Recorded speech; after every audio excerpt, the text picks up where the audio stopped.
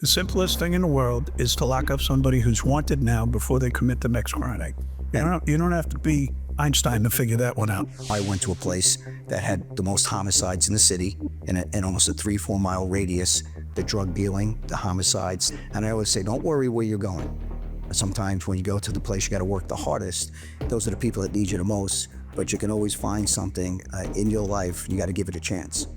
I had guys who took my captain's test who were lawyers, and they said that it was more difficult than the bar exams that they took. There's a way to do policing that is not offensive, while at the same time is effective.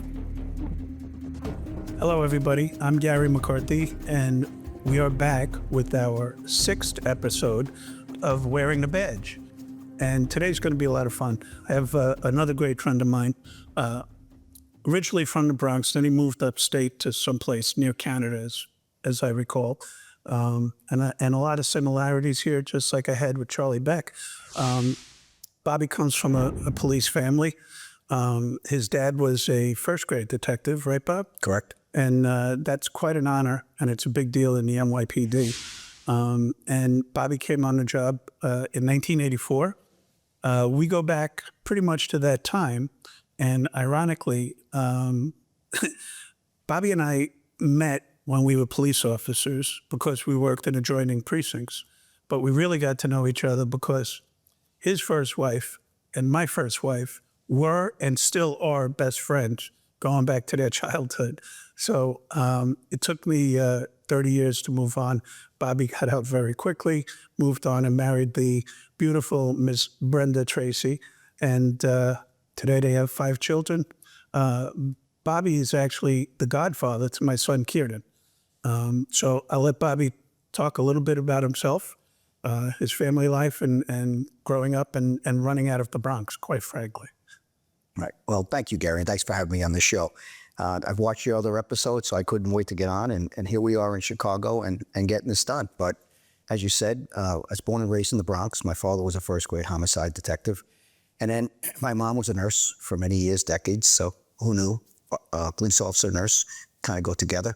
Like my parents. Absolutely. I was a nurse also. Yeah, so left that part out. A lot of similarities. I think when I talked about where I came from on my mother's side, and from Longford, I think your family's from Longford. And on my dad's side. On your dad's side. So, you know, we kind of found out we have a lot of things in common. Naturally, wanted to be police officers and then having decades careers. And, you know, and we both ended up in Chicago. And I thank you for bringing me here and giving me that opportunity to lead. And today, I'm now the police commissioner of the St. Louis Metropolitan Police Department. And I'm continuing in a profession that we both love and going to continue on. And we're going to talk about some of the things and the successes that we had and sometimes some of the things that we learned from. And so I can't wait to get into it. Bobby worked in some of the toughest precincts in New York City, just like the same thing I did.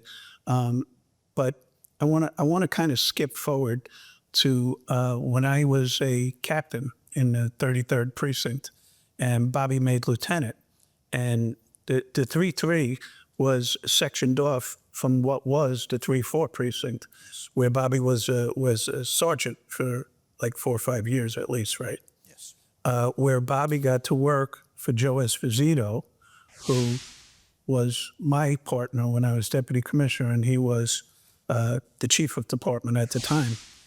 As I've bragged about him, one of the most wonderful people I've ever met in my life, truly a great police officer. And we got to learn from people like that.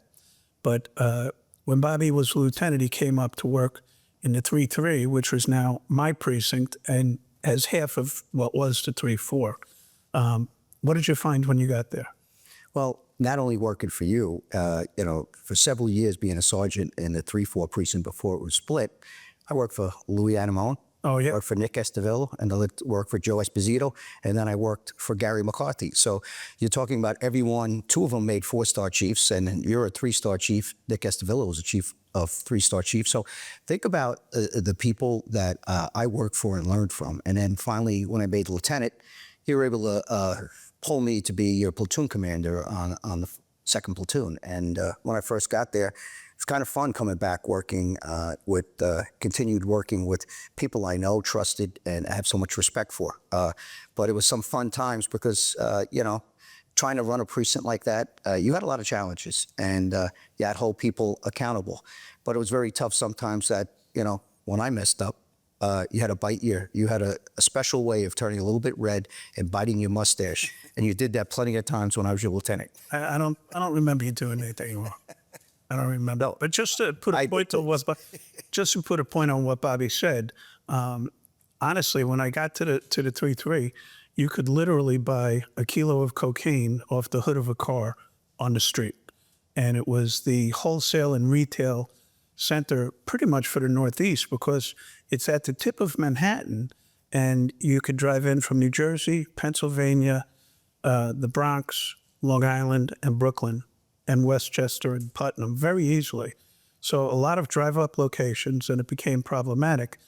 And Bobby helped us develop a strategy where one of the things that always disturbed me was the fact that we would come in and lock up drug dealers and we'd leave, right?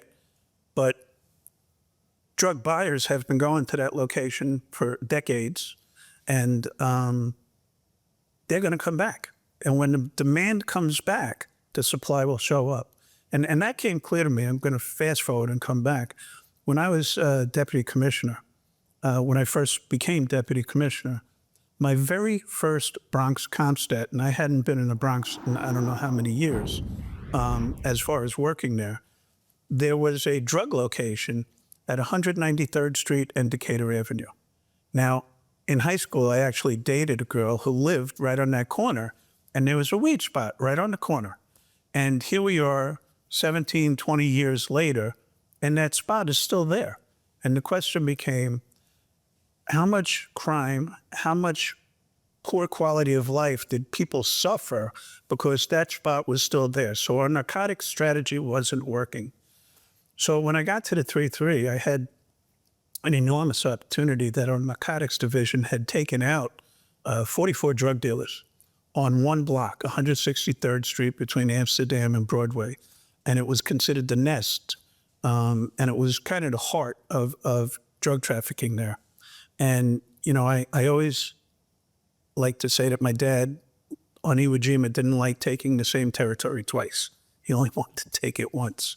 And I kind of adopted that philosophy. And instead of walking away from the block, what we did was we stayed there. And we did a beautification program. We took the tenants in each building and organized them into tenant associations, and then put them all together in one big block association. And it's funny, the ACLU came up and went to a meeting that we were having, and they got booed out of the meeting because they were complaining about the strategies that we were using. It was a drive-up location, so we would stop every car coming in. Well, we put one of those wooden police horses on both ends of the block, and we gave back the block to the people so they can play out there. We stopped any pedestrian traffic, walk-up traffic, driving traffic. And then another thing that we also did, tenant associations, we had an officer out of the car on both sides of the street checking that. And then we worked with the Community Board District 12 manager to help get some of those things done. I wonder who that person could be, the District 12 Community Board District manager. Probably somebody who we couldn't work with. You had to marry her. So if you think about trying to work with the community, we did those things with the community. And when they embraced it, when we started opening up that line of communication, and you can take back those blocks and people will work with you. And then they started trusting us even more, giving us information, and we were able to clean up that block, but we had to hold it and then move on to the next block. And I do remember, when I was a platoon commander, I worked the second platoon. And so that was a 7 to 3:30 shift. Garry, because he had the night meetings and everything, would come in, probably if he didn't have any of the meetings, he'd get in about 8:39. One thing I made sure that all day long, Garry wouldn't come straight to work. Garry would go out on his own and patrol the areas that we have these fixed posts to make sure people were out there.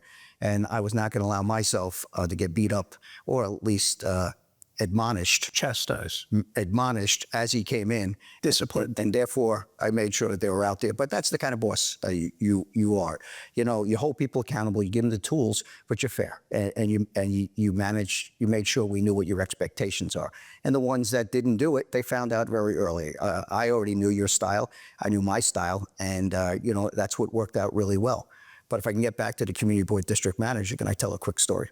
Sure. So when I was in the 3-4 precinct before we went to the 3-3 and split in half, it was Joe Esposito was our commander, and we were getting back into community policing.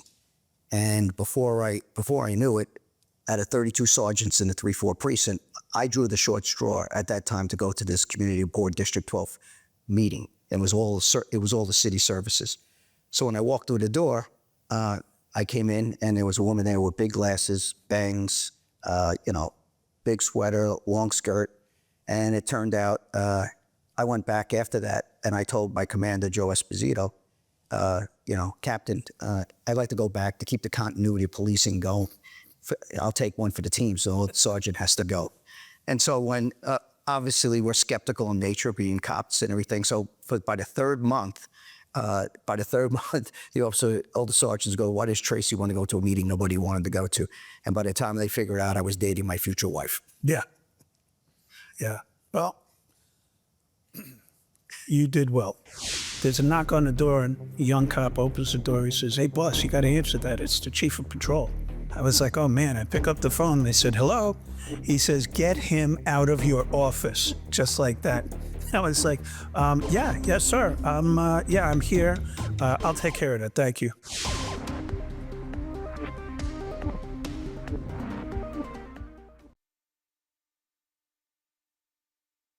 So sometimes I tell this to the recruits. I just finished graduating a class up in St. Louis. I was at a police graduation. I had to give them their assignments the day before. It's a special day in St. Louis, traditions in different types of police departments. And I always say, don't worry where you're going. Sometimes when you go to the place you got to work the hardest, those are the people that need you the most, but you can always find something in your life. You got to give it a chance. So don't walk out of here thinking you didn't get your first choice as a district or a precinct. And I tell the story how I went to a place that had the most homicides in the city in almost a 3-4 mile radius, the drug dealing, the homicides, the stuff that we were doing. That's where I met my wife. And, you know, we're married almost 28 years and 5 children. 5 children that are great. Is it only 5? I thought it was like 12 or 13. Sometimes when we get out of a car, it looks like Yeah, they it looks like keep coming. That, but it can't come around. So the thing is, they moved around with me to Chicago, Wilmington, Delaware, now St. Louis. So my wife's the best, and I wouldn't be able to do this job without her. Is that why you came here today? Just to get this on record, Bob? I had to get it on record. We're going to talk cop stuff. Well, that is cop stuff. You meet your love of your life in a place where people didn't think there was anything good. Yeah, but you see what you're doing? Now I have to talk about me coming to Chicago and meeting Kristen. Sure. Same thing happened, okay? And I've got Kiernan, and I've got the socks to prove it. So, but you reminded me of something. You said when you walk through the door, one of my favorite stories is walking through the door at the 3-3 for the very first time.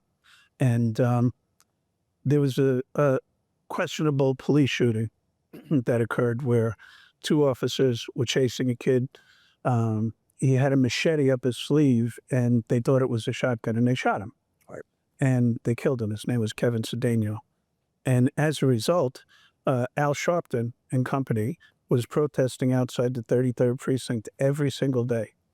So I show up at the precinct, and as I'm walking through the door, I got my uniforms over my shoulder and my bag with all my equipment.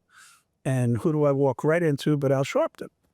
And I said, oh, Rev, Garry McCarthy, nice to meet you, Rev. Come on, you want to come in? I'm the new commander. You want to come in and have a chat? He says, sure. So he comes in, he sits down in the office with me. I don't even sign in at the desk. I just wave at the desk because I worked in the borough. They knew who I was. They knew I was coming. And I head into the commanding officer's office, and I sit down, close the door, and he and I are having a great conversation. And the phone starts ringing. And naturally I ignore it because I'm not even here yet, right? And the phone is ringing and ringing, and I'm like, you know, There's a knock on the door, and a young cop opens the door. He says, "Hey, boss, you got to answer that. It's the chief of patrol, Chapman." I was like, oh, man. I pick up the phone. They said, "Hello." He says, "Get him out of your office," just like that. I was like, yeah, yes, sir. I'm here. I'll take care of that. Thank you. No problem, boss. All right, bye. Hang up the phone. I'm like, all right, Rev, I got to go. I got to get back to work. Here's my card. Here's my cell phone. I'll work with anybody who wants to work with me. And he says, okay, great. And we turn around and we walk out the door, and we had a great conversation. And as we walk out the door, I'm walking him out to the street, the cameras come on. He was a different guy. Right? I don't care how many commanding officers they sent here to the 3-3 precinct. And I'm looking at him like, yeah, did I just do something wrong between my office and here? And, it's fascinating how some people in private and public are totally different. Well, that's why you always got to make those relationships, even with the Al Sharptons and the activists and anyone else that might be a detractor, or make sure you're speaking with them all the time, behind the scenes under calmness, and not trying to make relationships under crisis. And during that time, of course, he's going to negotiate, make sure that everything's done. And then when the cameras come on, you saw what happened. Well, it's interesting because a second incident that I didn't really get involved in, but it happened in the 3-3 was warrant enforcement, which you know a lot about. We're going to get to that in a minute. Was executing a warrant for an individual who was arrestable, and the guy had a heart attack and died in his apartment when the officers came in. And I walked into the precinct one morning, and Norman Siegel, who was the head of the ACLU of New York at the time, was at the front desk. And I said, "Hey, what's going on here?" So he explained to me the situation. I said, "Okay, come on, let's go do an investigation. Let's talk about it." Boom, boom, boom. We went back and forth and back and forth. It turns out I made a friend. So later on, when I got shipped out to the 7-0 precinct, where Abner Louimer, if you want to hear a horrible story, look that one up.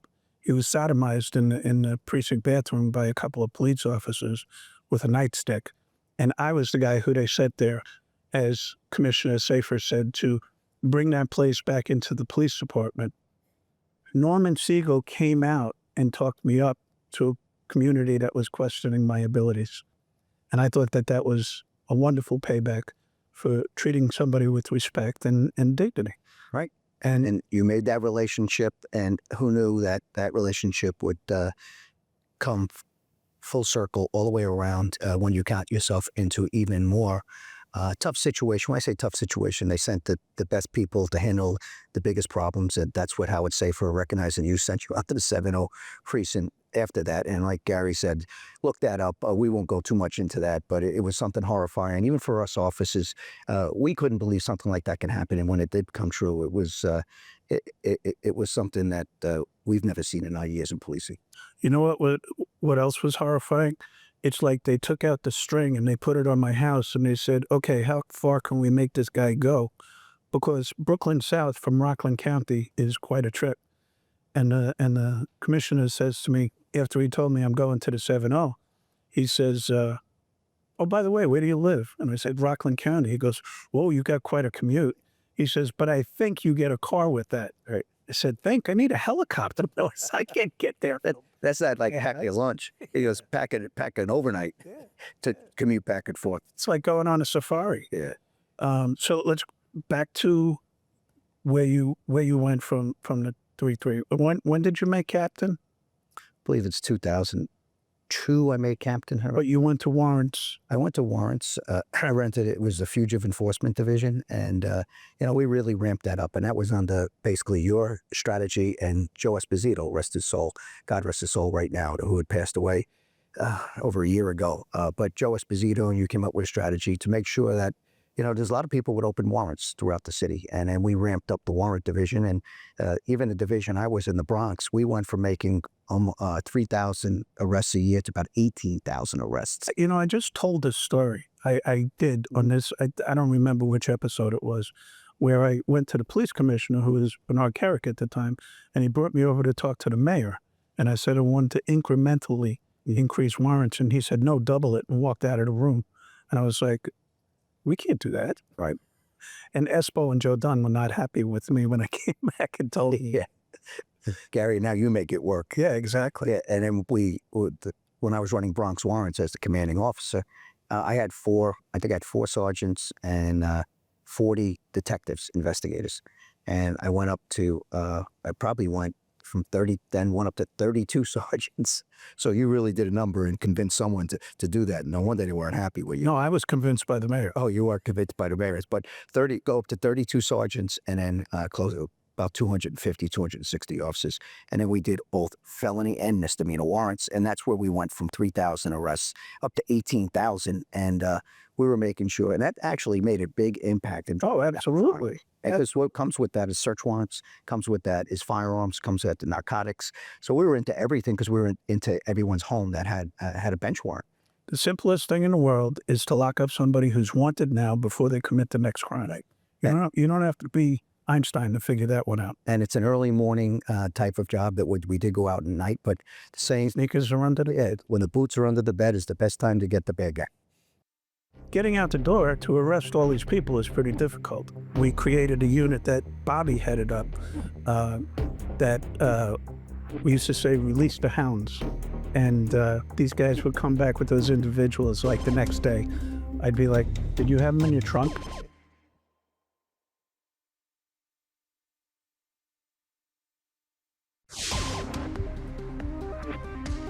We created a specialty unit within Warrants that you headed up, and you got loaded up with some really talented individuals.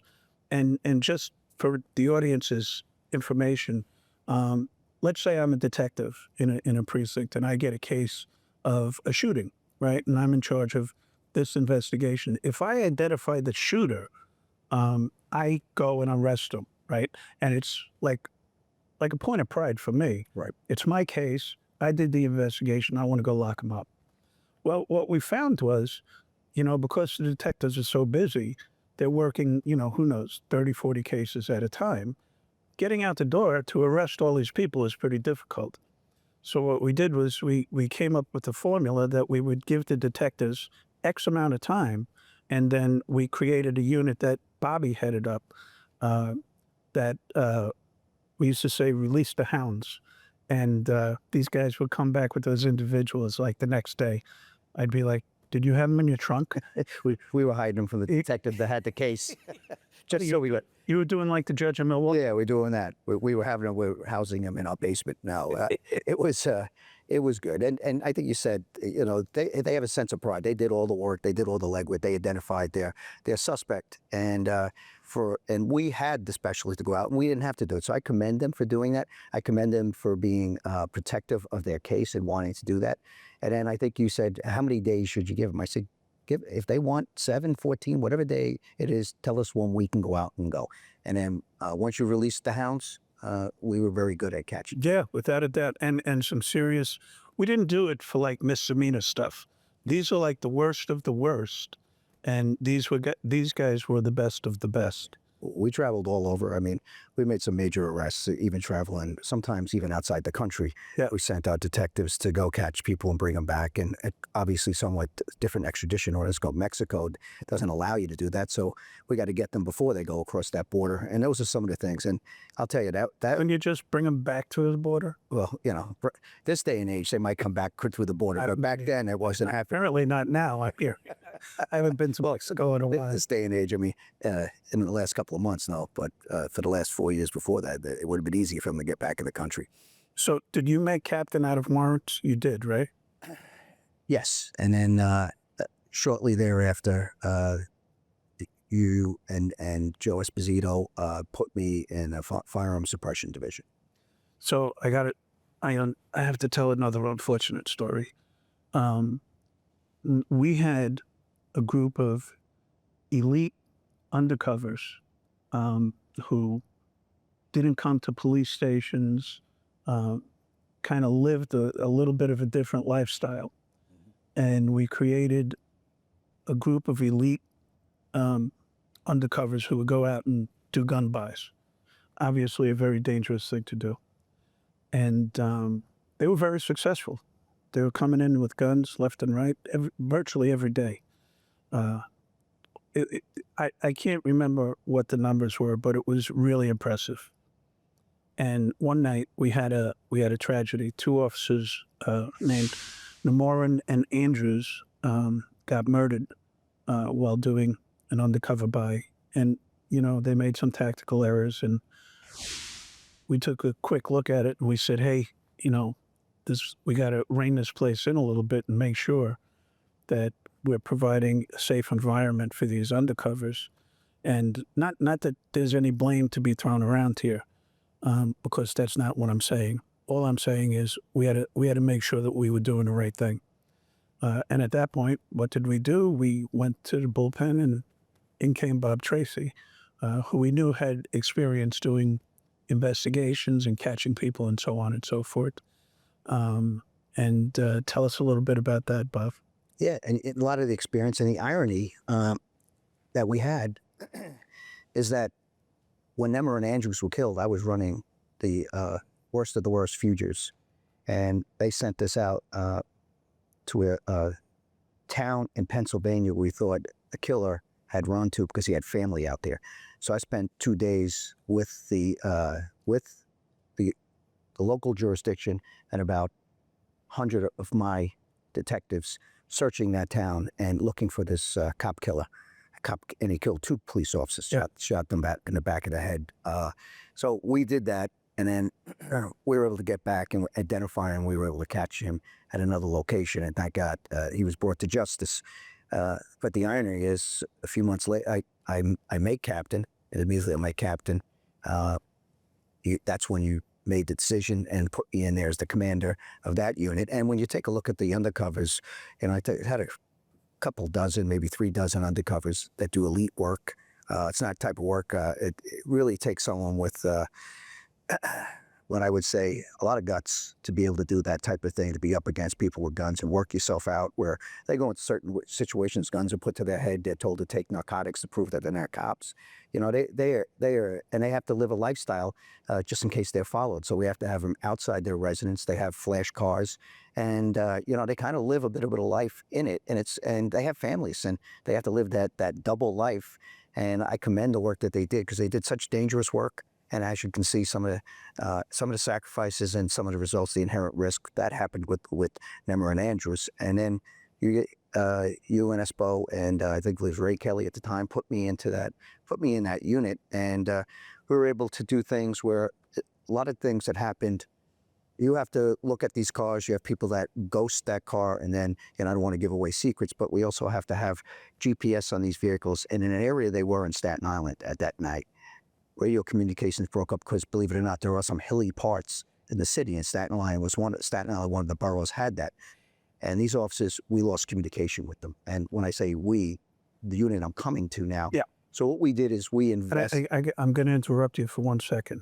And I got to listen to the video. Mm-hmm. And there's a certain 50 Cent or 50 Cent song that I can't hear again. Right. Because it was playing when it cut out. Right. And these... right before they got murdered.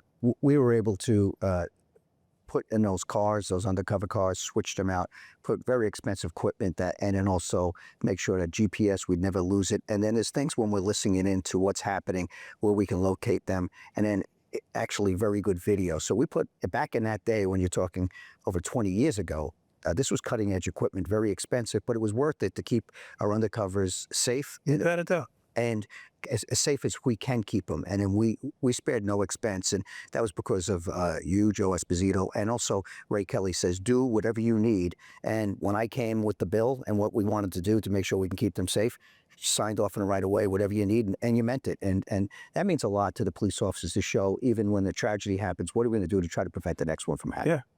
Yeah, that's what we do. We try to keep people safe, whether they're civilians or cops, right? So let's move forward a little bit. And actually, I want to go back and tell one story. You said that I turn red and bite my mustache, right? Well, you kind of have a tell also. It's called the red meter, right? It's happening. Yeah, it is now, probably. I can feel it. It's happening now. When Bobby gets upset, the red meter goes off. And when Bobby was in Warrant, he had to come to virtually every Compstat All throughout the city, yeah. throughout the city because he was in charge citywide of our warrant enforcement. And when a precinct commander would get up and talk and refer to a narcotics commander, and then a narcotics commander would come up and talk, and then we'd ask about warrants, and you'd be like, yeah, we work real close with warrants. And Bob would get up to the podium, and I'd see the red meter, and I'm like, somebody's lying. Somebody's not telling the truth here. Yeah. A lot of times they would say, you know, we checked in with warrants and we gave them the name of the person we were looking for, and we worked day in, day in, out. And I have to get, and they go, hey, Bobby Tracy, come on, you know, Bobby, come up. You call me by your first name. Usually it was rank, but these guys had so much fun because I had relationships because they were all my commanders at one point. And so now here I am as a lieutenant, and I get up there, come on up to the podium. So tell us what you did and what type of work happened there. I said, you know what? I said, they probably called over, gave us the name, and I failed to get to it. But I'll tell you, once we leave Compstat, I'll make sure we're right on that case. I don't remember you ever saying that. I remember you basically turning red and covering their butts for them. Right. And then after the meeting, I'd get a phone call, that MF. Yeah, I'd also... And I would keep that under wraps. And the next time I saw that commander at the podium, they got, you know, a little bit more heat. And some of them outranked me, but I held my own. I'd politely catch them on the break and say, don't do that to me again. Yeah. And they said, okay, understood.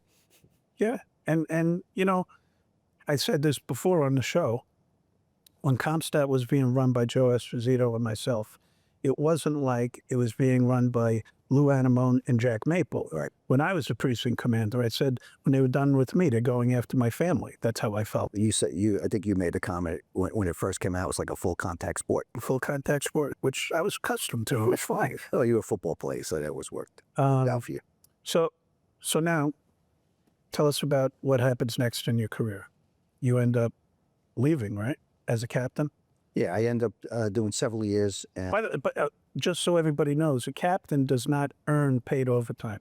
No. And Bobby, in his position as a citywide supervisor of the Warrant Division, was making, you know, probably Elon Musk type money, if I'm not mistaken. Because I had captain's pay, because I had commander's pay. Yeah, I had the discretionary post. So I was paid hourly overtime rate, and I did a lot of overtime in those units. Well, Ray Kelly referred to you as that lieutenant who makes all the overtime. Yeah. Well, they put me, I was on the front page of, I think, the Daily News and New York Post as the highest paid overtime earner. And then I was called down and said, hey, could you have not been number 2? Yeah. I said, I didn't know who my competition was. So at the time, but we put the hours in. You can ask my family how much time I spent away from them. And we did tremendous work. And hey, listen, if you're not the lead dog, the view never changes. So, good point. So everybody thought I was crazy. I took the captain's exam, and in the NYPD, you can't move. There's other places, Chicago, you can jump ranks. Yeah. But the only way you're going to make it ever to chief or any ranks above that, you have to take that civil service exam of captain and pass it. And it's competitive and it's tough. It's a tough test. I had guys who took my captain's test who were lawyers, and they said that it was more difficult than the bar exams that they took. It is incredible. And when I took it, I did pass it. I finished very high. And then comes the thing, there's not too many lieutenant commanders, and that's the commanders, lieutenants with captain's pay to make overtime, that would take the rank of captain. And I think you and Joe Esposito and a couple other people said, no, you're on the upward trajectory. You have to take captain. What you listen to me for? And I took a 40, yeah, well, so I think I'm a little crazy like you too, Gary. So that I think I took that back in that day, and you're talking over 20, almost 25 years ago, I took a $40,000 pay cut. Mine was only 10. Yeah. When I went from lieutenant in emergency service Right.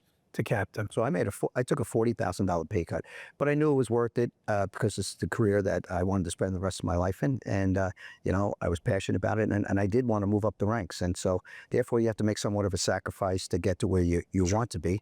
And it didn't really happen the traditional way, how I became a chief. So we'll get into that. No, let's go. So you end up leaving the NYPD. Yeah. Well, I did, you know, here was one of the things. The unit that I was running, the Firearm Suppression Division, Firearm Enforcement Division. Then you gave me the gun squad. Yeah. To do all debriefings of every gun arrest. And then I took over the ATF, NYPD ATF task force on top of that. Yeah. And then most of those positions, that would be a full inspector's position. And I continued staying on as a captain. And, and the day I left, they replaced me with a full inspector, which is 2 ranks above me. I know. It was kind of disappointing to watch not to be able to move up and doing the type of work that a lot of commanders and captains didn't want to do because of the risk that's involved. Sure. That's in it. And, and I was going through hundreds of search warrants as the first one through the door with my unit. And, I was gladly did it. I was hoping to get recognized, but it didn't happen. But you know what? Life has a funny way of doing things. And when you change course, you just keep your head down, do the right thing, and good things happen to you. And I went into the private sector for a couple of years, and then I wanted to get back in the game. Stop for 1 second, because I want to tell you that the same exact thing pretty much happened to me. Right. As a captain, I was given a promise that if I went to internal affairs for 2 years, I would be promoted I would get a deputy inspector's command and get promoted. Well, it turns out that the administration changes and those promises went right out the window. Right. So I got sent out of internal affairs to the 20 precinct, which is a really nice place to work. But guess what? I replaced a full inspector as a captain like you did, or you vice versa, right? And I knew I was never going to get promoted there. So it kind of blew my mind a little bit. And then I had to go to the 3-3 where I was definitely going to get promoted, but it didn't happen like this. Right. The 2 ranks that I spent the most time in my police career in the NYPD were captain and deputy commissioner. Right. Which is kind of mind-boggling because it takes a long time to go from captain to deputy commissioner. And I just got lucky. I was in the right place at the right time, and I hit the ball in front of the right people who were watching the game. Gus Miniotis, my chief of staff, who I told you unfortunately worked with me for five separate times. He blames me for going bald. He said I'm a stress carrier.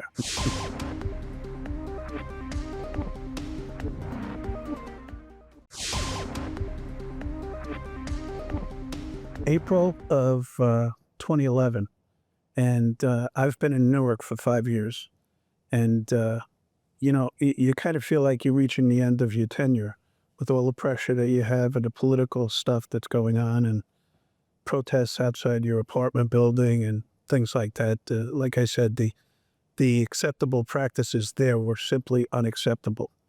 So I'm sitting on my couch one day, and my chief of staff comes through my office to use my washroom, and he sees me on the couch because I never sit there. He says, "What are you doing?" I said, I'm just thinking, what's our next step? Where are we going to go? We can't stay here forever. And he kind of shrugs his shoulders. He says, something will happen. It'll work out. And right hand to God, that evening, I get a phone call from the White House. And they asked me if I'm interested in the Chicago job. And I said, well, I would be, but Chuck Ramsey's getting that job. Chuck Ramsey was in Philadelphia at the time. He might have, he was in Philadelphia. Philly. Right. He was in Washington before. He was in Washington, then he went to Philly. So I called Chuck. I said, Chuck, what's going on there? He says, no, the whole thing fell apart. And I said, really? Okay. So I told the White House, I said, sure. They said, send me your resume, which I did. And later that evening, I get a phone call from somebody who's going to be Rahm Emanuel's chief of staff. And she says, the mayor wants to meet with you sooner rather than later. And I said, okay, so this is on a Thursday night. And she says, how about Monday? And I said, no, Monday I'm going out to California. I'm going to the Naval War College for training and so on and so forth. I really want to go. Monterey, California, it's supposed to be one of the best trainings that you could possibly do. And I said, no, I can't come on Monday. I said, but I'm available anytime over the weekend if you want me to come out. She says, okay, how about tomorrow at 3? I said, okay. So I took the day off. I got an airplane ticket, and I met the mayor at the O'Hare Hilton. And he and I spoke for about 2 hours, maybe 2.5 hours. It's the longest conversation I ever had with the man, but I knew it was going well. So I come back to Newark, and Bobby calls me over the weekend. And on Monday, I get a phone call saying, you got to apply for the job now. And I said, okay, all right. So Bobby called me after I was told to apply for the job. And he tells me, hey, Gary, I'm thinking of getting back into the game and I want to take over a small police department in upstate New York. I said, you know, Bobby, it's really funny because I have a pretty good shot right now at going to Chicago. And if that happens, do you want to come out with me? He says, absolutely. I said, wait a second. Talk to Brenda, sit down, make up your mind, call me back tomorrow. No, at this time I have 5 children now. Yeah, well, you took time off from the NYPD. You had to do something, right?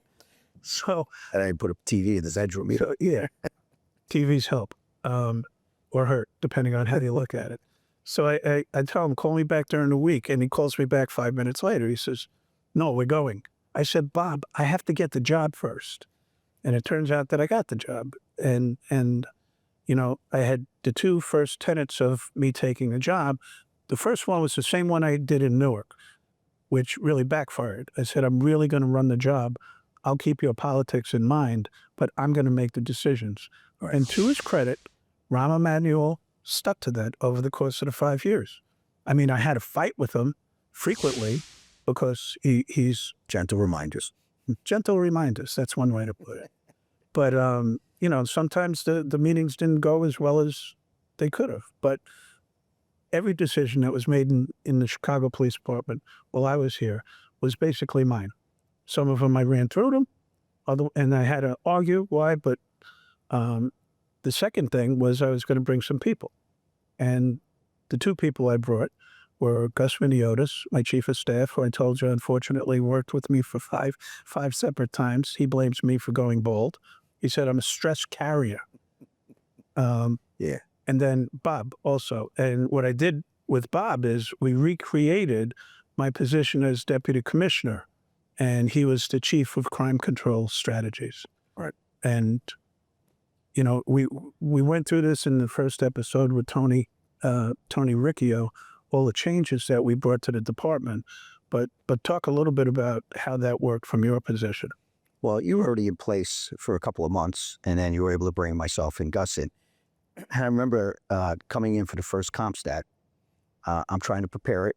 I'm trying to meet everyone at the first Compstat. And not only did you bring me in, I started running Compstat, and it's a daunting task. I've been part of it, and I've been on the other side of the podium. Now I'm the one that's asking the questions and did all the prep work to look at the districts. And then you said, don't worry, you got this, and I'm going to be here right next to you. So I don't know if this is intentional or you did this to watch me from a camera somewhere else, but a couple minutes into it, maybe a half hour, you had to take a call from Rahm Emanuel and said, you got this. We got to go to City Hall. We'll be back. So you let me run Compstat. You threw me in the deep end of the pool with no life preserver, and I couldn't swim yet. So, Rocks in rocks in my bottoms. So we figured it out, and then from there on, for 5 years, we were able to reduce murders and shootings to 50-year lows, and overall crime to 40-year lows, and that place is doing. Police-related shootings went down. Complaints against officers went down. 65% police officer-involved shootings went down. Right? Yeah, and to get to those numbers, we made about 30,000 less arrests. Right. When we got there, the saying was, give me a head. In other words, go out and lock somebody up. It doesn't matter what you lock them up for, but that's not crime reduction. Crime reduction is arresting the right person, the right place, at the right time, for the right reason. And those with the highest propensity for violence and their associates. And when you start to do that, you don't have to arrest everyone. And the community will be happy with you because you're not arresting everyone to get the few that are causing those problems. You're arresting the ones that are causing the problems, and the community starts to get safer, and then they start trusting the police and start working together. And that's focused deterrence that you brought in too. So the very first Compstat that I sit through and help Bobby run, we bring up a commander who has the Englewood district, and naturally we go right to his shootings. Right. And he says, well, they're all gang related. I said, really? You have 25 shootings in a 28-day period, and every single one is gang related. I said, let's go through them.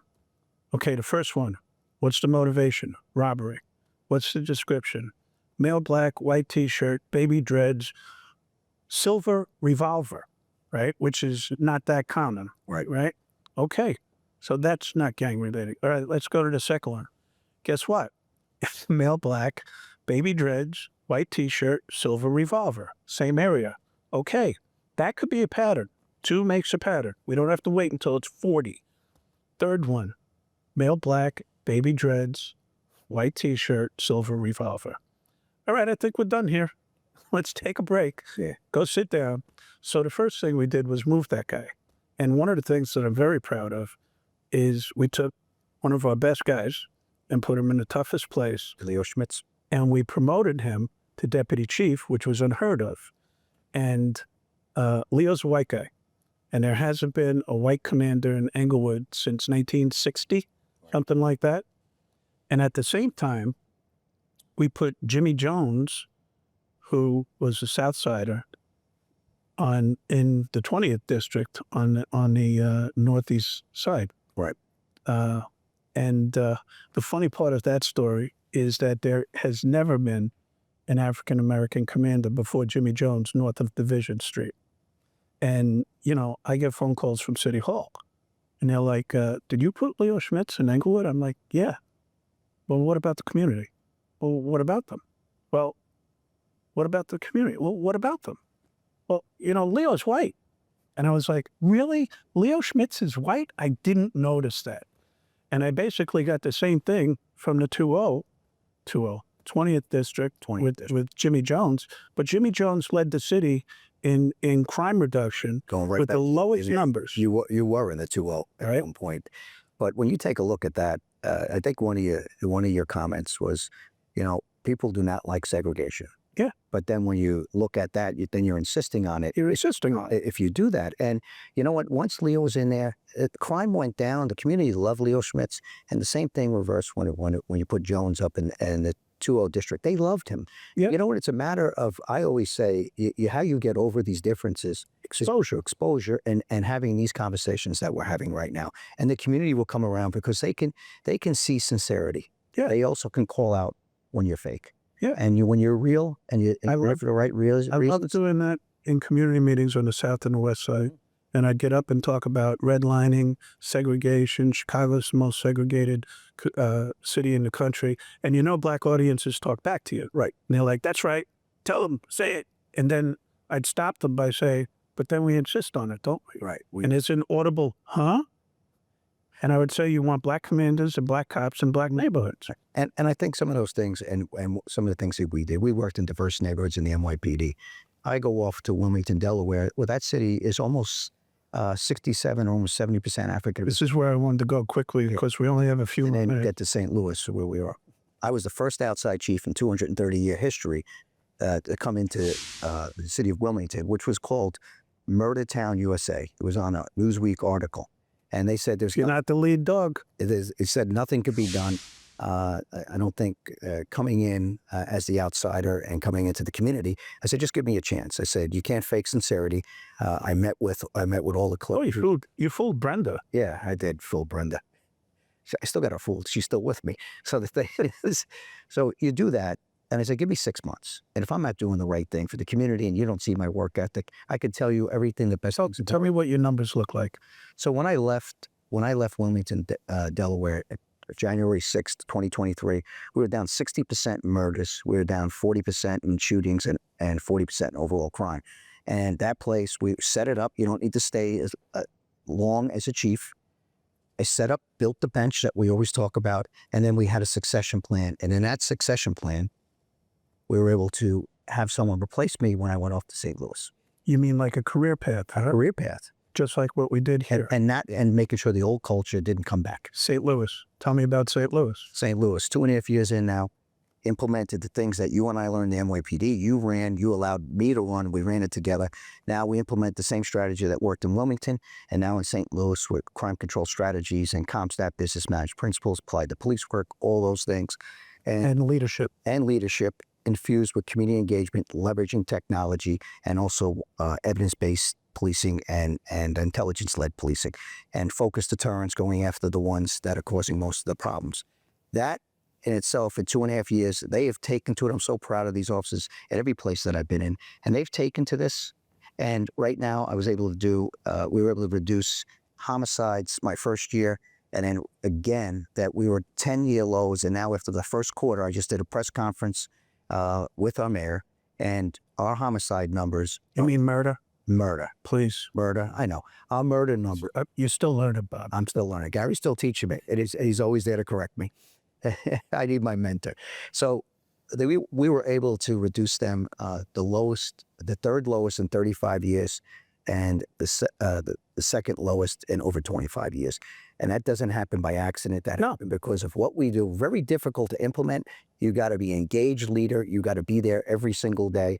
And a lot of people don't want to put that type of effort in. But if you want to take that spot, you owe it to the troops. You owe it to put programs in like that, and you got to execute it properly. Very well said. That's why we're getting the results we are. Very well said. So what did we learn here tonight? A couple of things. First of all, that the police actually can have an impact on violent communities. It's really that simple. And it's not long-term solutions. The police do law enforcement. The long-term solutions come from government, right? But we know how to do this. I've done it in 3 places. You've done it in 3 places now, right? There's a program, and some people just have to realize that there's a way to do policing that is not offensive while at the same time is effective. And that's why, as I always close, being a police officer in my mind is probably the most noble thing a person can do with their life. And you are a great example of that. You quit on us for a little while, but then you came back, and then I got quit on, and then guess what? I came back. So it's almost like a disease, and it's just. There's nothing like being a police officer and making a difference in people's lives. Being thick Irishman too helps. Yeah, that doesn't hurt.